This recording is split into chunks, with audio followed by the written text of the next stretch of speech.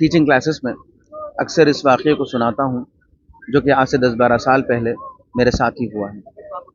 मैं अक्सर अफ़ज़लगंज लाइब्रेरी को बुक्स पढ़ने और शायरी की दिलचस्पी है, तो शायरी की किताबें पढ़ने जाया करता था।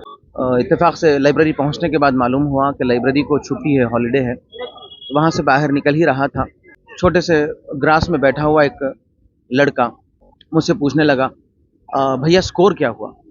तो मुझे ताज्जुब हुआ कि हालांकि देखने में इंजीनियरिंग कॉलेज का लड़का है, बुक्स हाथ में है और मुझसे क्रिकेट स्कोर के बारे में पूछ रहा।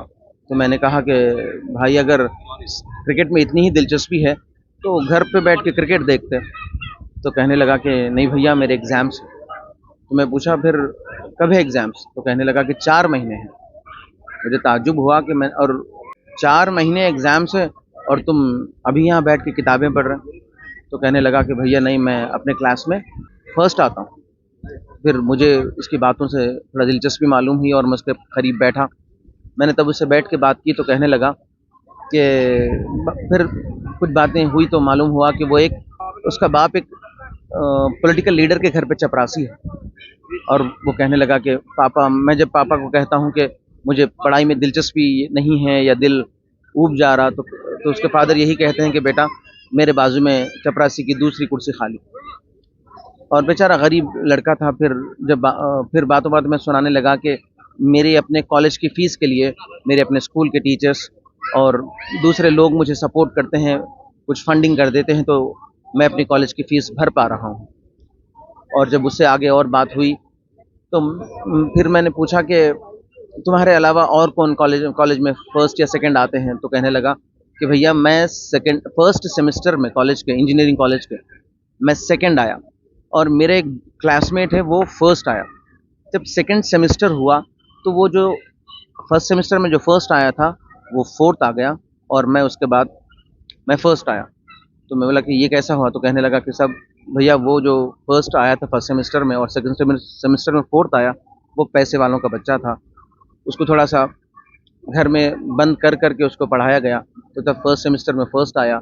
और जब सेकंड सेमेस्टर की बारी आई तो पेरेंट्स ने सोचा कि चलो अच्छा है, लड़का पढ़ रहा, तो ज़रा सी ढील दी गई तो वो फोर्थ आ गया। और मैं अपने दिलचस्पी से पढ़ रहा हूँ, इसीलिए मैं फर्स्ट आया हूँ। और भैया, मैं अगर नहीं पढ़ूंगा तो फिर मेरा फ्यूचर क्या होगा? इसलिए कि फ़ादर के पास किसी बिज़नेस के लिए भी पैसे नहीं है, ना कोई प्रॉपर्टी है, ना ज़मीन है, कुछ भी नहीं है। मेरे पास एक ही हथियार है कि अब यही तालीम को हासिल करना और अपने फ्यूचर को बनाना।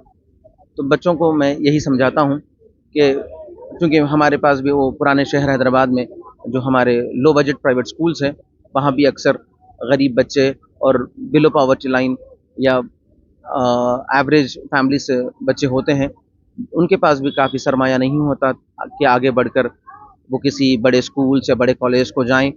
वो बेचारे बिल्कुल अपने घर के करीब के छोटे स्कूल्स में पढ़ते हैं और हम वहाँ छोटे स्कूल्स, जो कि हमारा भी एक छोटा स्कूल है, imperial high school नज़द Mir Alam filter, Ansari road, Bahadurpura, हम वहाँ भी ये कोशिश करते हैं कि बच्चों को अच्छे से पढ़ाएँ, वो बेचारे जो गरीब बच्चे हैं, और उन्हें मोटिवेट करें कि वो अपने मकसद को सामने रखें और अपने एजुकेशन को पूरा करें।